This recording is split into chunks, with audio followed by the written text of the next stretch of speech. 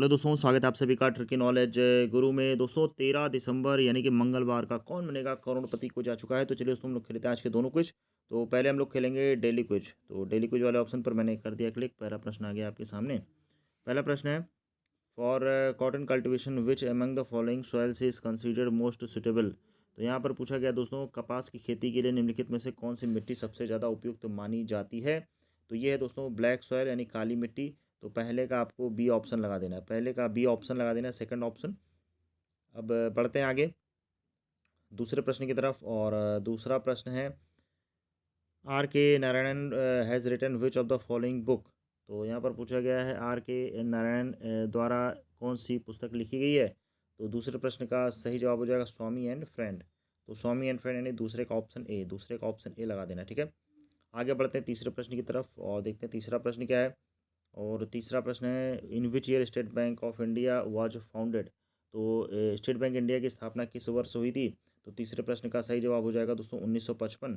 तो यानी कि लगा देना है आपको तीसरे का ऑप्शन ए, 1955 बिल्कुल सही जवाब है।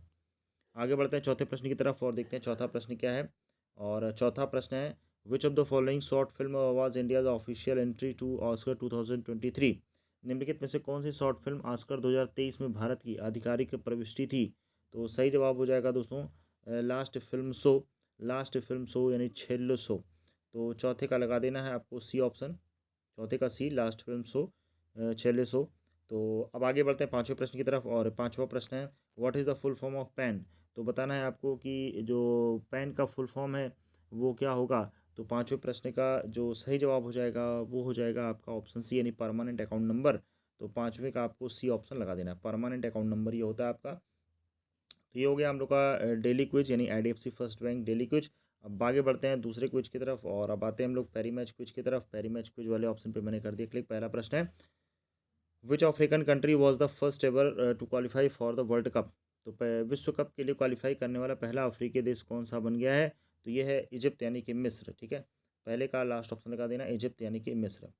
आगे बढ़ते हैं दूसरे प्रश्न की तरफ और देखते हैं दूसरा प्रश्न क्या है।